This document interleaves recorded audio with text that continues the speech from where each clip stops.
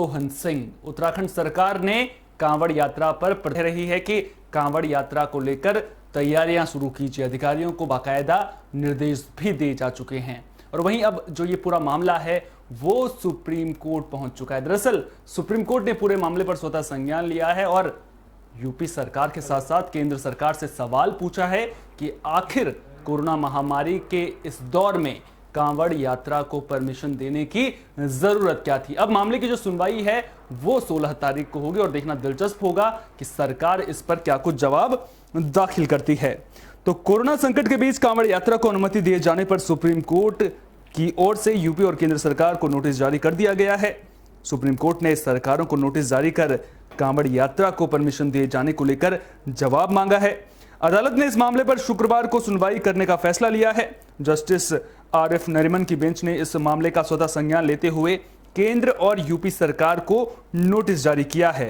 अब supreme court ने इस मामले की सुनवाई के लिए 16 जुलाई की तारीख तय की है। बराबर में घर है करेड़ा गांव में, जहाँ जिसका पेट्रोल पंप है। ये तो 8-9 साल से दिक्कत है। ये तो पहली बार हो रहा है। करें ये अब से थोड़ी ना आयु, काफी साल से है भैया, 8-9 साल से है। इसी खबर पर ज्यादा बातचीत के लिए हमारे ब्यूरो चीफ अनूप शुक्ला हमारे साथ जुड़ गए हैं। अनूप जी, सीधा सवाल आपसे पूछूंगा। पड़ोसी राज्य हैं दोनों, यूपी और उत्तराखंड। उत्तराखंड सरकार कह रही है कि कांवड़ यात्रा पर बैन किया जाना चाहिए, इस साल कांवड़ यात्रा नहीं होनी चाहिए, बाकायदा फैसला भी कर दिया गया है। वहीं यूपी सरकार कांवड़ यात्रा को लेकर परमिशन दे रही है। 25 जुलाई से तैयारियों के आदेश भी दे दिए गए हैं। आखिर ये दोहरा रवैया क्यों? कि उत्तराखंड सरकार ने तो मना कर दिया है कि भाई यात्रा की अनुमति नहीं दी जाएगी, उससे पहले ही सबसे मना कर दिया था। लेकिन यूपी सरकार, ताज्जुब तब हुआ जब यूपी सरकार ने कह दिया था कि हम उत्तराखंड यात्रा जारी रखेंगे, अनुमति दे दी थी इसको। लेकिन आज उसपे जैसे कि कोर्ट का आदेश आया है, जस्टिस आरिफ नरीमन की जो बेंच थी उन्होंने आदेश दे दिया है। उन्होंने स्वतः संज्ञान लिया है इसका कि कोविड महामारी के बीच जो कांवड़ यात्रा है उसकी अनुमति अगर दी है उत्तर प्रदेश सरकार ने, तो हमें इस पर उनको नोटिस जारी किया है यूपी सरकार को कि आखिर आपने क्या सोच के दिया है और उसकी क्या तैयारी आपने की है कि इससे कोविड नहीं होगा।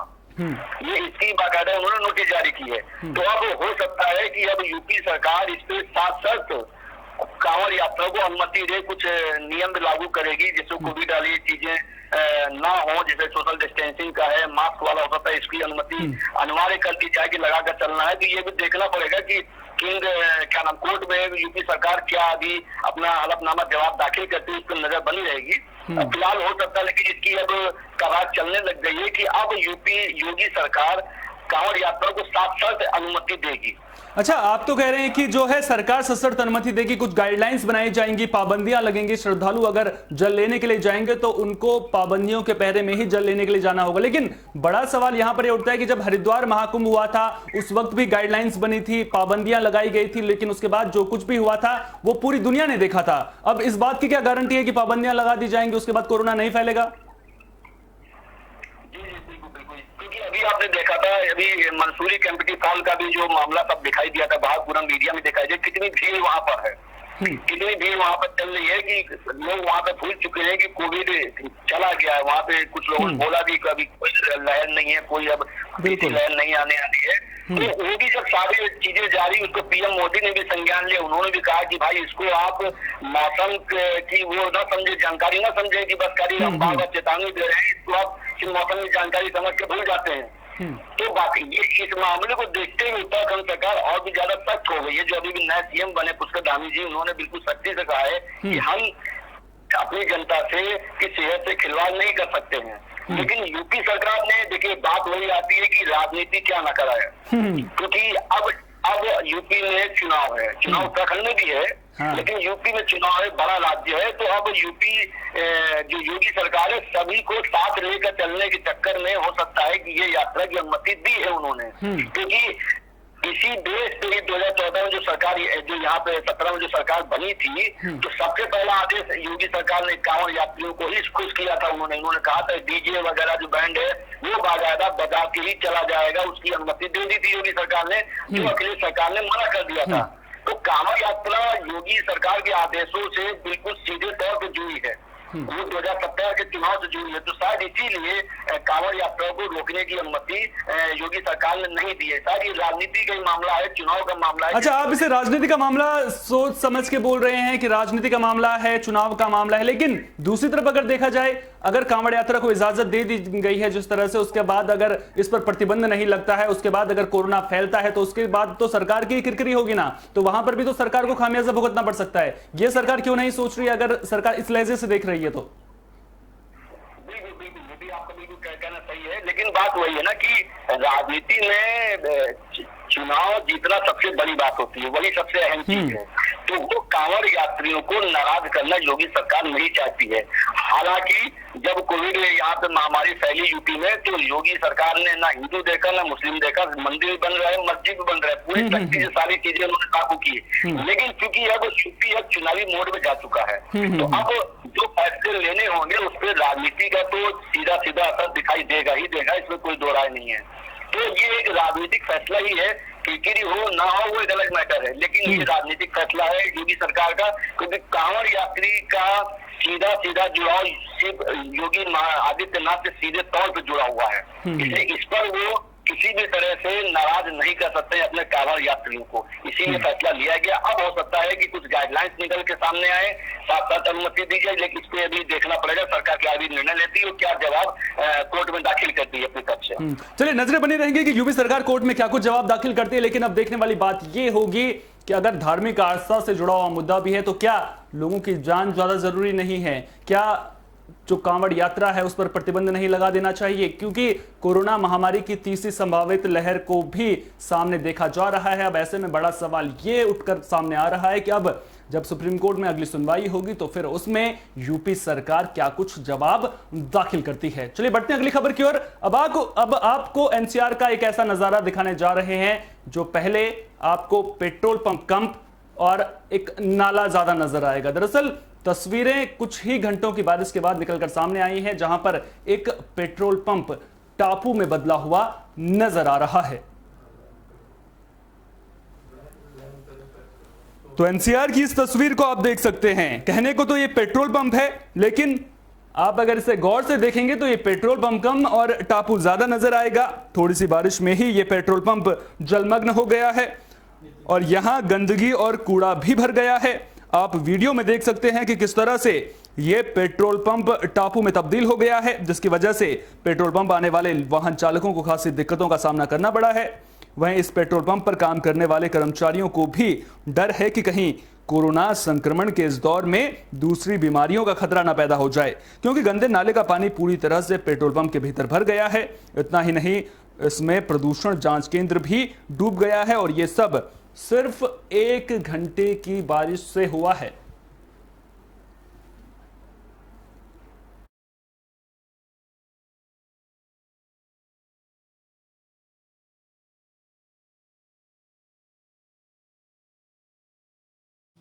प्रॉब्लम है, बहुत ज्यादा दिक्कत है। बराबर है, बराबर में घर है करेड़ा गांव में, जहाँ जिसका पेट्रोल पंप है। ये तो 8-9 साल से दिक्कत है, ये तो पहली बार हो रहा है। करें ये करें ये, अब से थोड़ी ना, ये काफी साल से है भैया, 8-9 साल से है ये। करेड़ा गांव है, ठीक है, और लोनी रोड है। यहाँ पर 5 मिनट भी 10 मिनट भी बारिश होती है, तुरंत ऐसा ही पानी भर जाता है और बहुत ज़्यादा दिक्कत होती है। कस्टमर बहुत ज़्यादा परेशान हो जाते हैं। पानी नाला ब्लॉक होने की वजह से होता है और सप्लाई नाले की सही है नहीं है, जिसकी वजह से नगर निगम को कंप्लेन की गई है। कितने सालों से समस्या? ये 8 साल से ऐसे ही हो रहा है। हाँ जी, तो बहुत कुछ दिक्कत हो सकती है, लोगों को बहुत परेशानियाँ।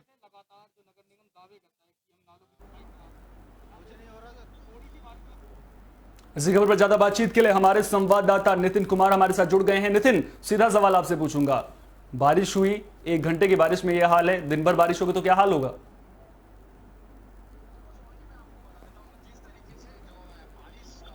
बारिश हुई है और जिस तरीके से लगातार जो गर्मी ने जनता को परेशान करके रखा हुआ था, बारिश होने से जनता ने राहत की सांस तो ली है, पर कुछ जगह हम देखें तो हम आपको तो तस्वीरें दिखा रहे हैं। ये जो गाजियाबाद का जो साहिवाद इलाका है, वहाँ की पेट्रोल पंप की तस्वीरें हैं, जहाँ पर पूरा पेट्रोल पंप नाले में तब्दील हो गया। जिस तरीके से वो नाले का गंदा पानी था, उससे सीधा कोरोना संक्रमण बढ़ने के पूरे आसार थे। जिस तरीके से जो वहाँ पेट्रोल पंप पर जो कस्टमर पहुंच रहे हैं तेल भराने के लिए, उनको काफी दिक्कतों का सामना करना पड़ रहा है। और जो वहाँ पर पेट्रोल पंप पर जो कर्मी है, जो पेट्रोल पंप कर्मी है, उनको भी जो कोरोना संक्रमण है उससे बढ़ने का या अन्य बीमारियों बढ़ने का भी जो खतरा सामने पूरा सीधा नजर आ रहा है। जी, जो कहीं ना कहीं पेट्रोल पंप कर्मचारियों का डर भी जायज है, लेकिन आपसे बड़ा सवाल मैं पूछना चाहूंगा कि पानी की निकासी की भी कोई व्यवस्था होती है? आखिर पानी की निकासी की व्यवस्था क्यों नहीं है वहां पर?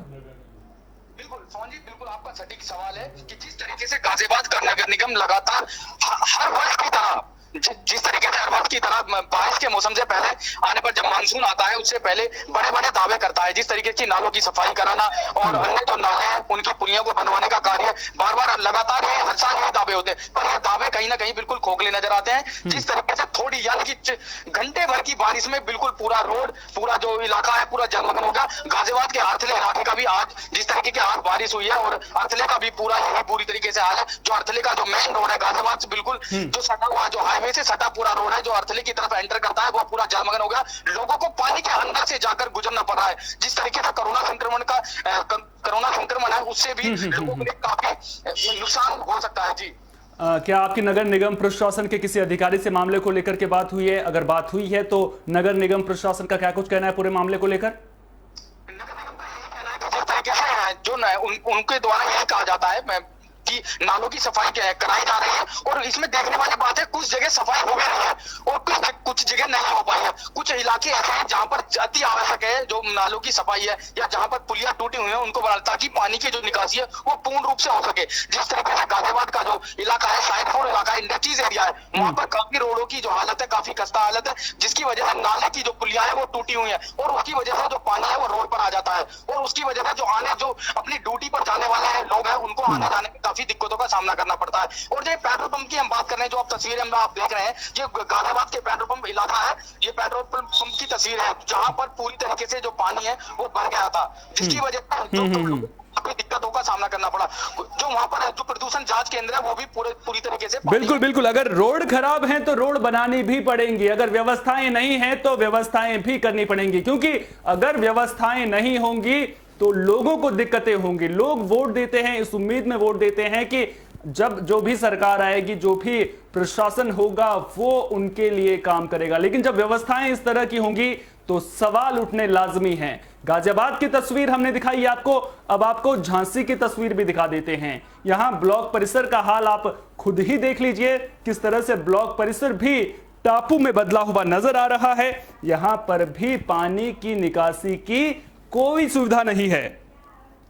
झांसी ब्लॉक परिसर से जो ये तस्वीरें सामने आ रही हैं वो हैरान करती हैं। दरअसल ब्लॉक परिसर में नाली निकासी की व्यवस्था नहीं है, जिसके कारण ब्लॉक परिसर तालाब में तब्दील हो गया है। बता दें कि बंगरा ब्लॉक समेत इलाके में आज जोरदार बारिश हुई, इससे ब्लॉक परिसर में करीब 2 से 3 फुट पानी भर गया, जिसकी वजह से लोगों को दिक्कतों का सामना करना पड़ रहा है। अब बड़ा सवाल यहां पर यह उठता है कि आखिर व्यवस्थाएं मुकम्मल क्यों नहीं है, व्यवस्थाएं दुरुस्त क्यों नहीं है? जब जोरदार बारिश होगी उस वक्त क्या हाल होगा?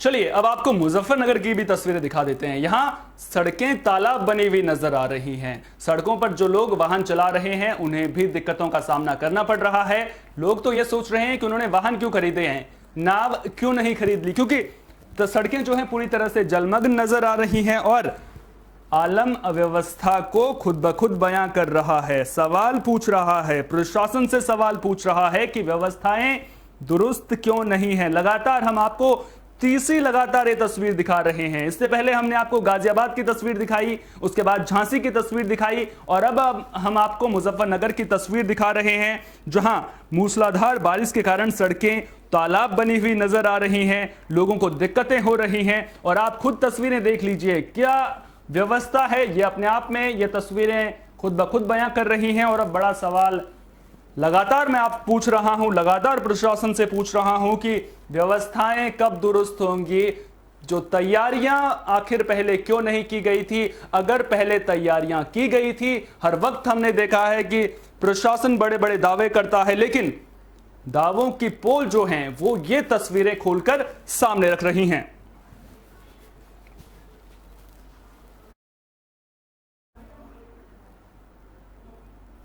तो उम्मीद करेंगे कि इन तस्वीरों को दिखाए जाने के बाद प्रशासन मामले को संज्ञान में लेगा और फिर जो व्यवस्थाएं हैं वो जल्द से जल्द दुरुस्त भी होंगी, ताकि जो लोग हैं उन्हें परेशानी का सामना ना करना पड़े। फिलहाल के लिए इतना ही, दीजिए इजाजत, नमस्कार।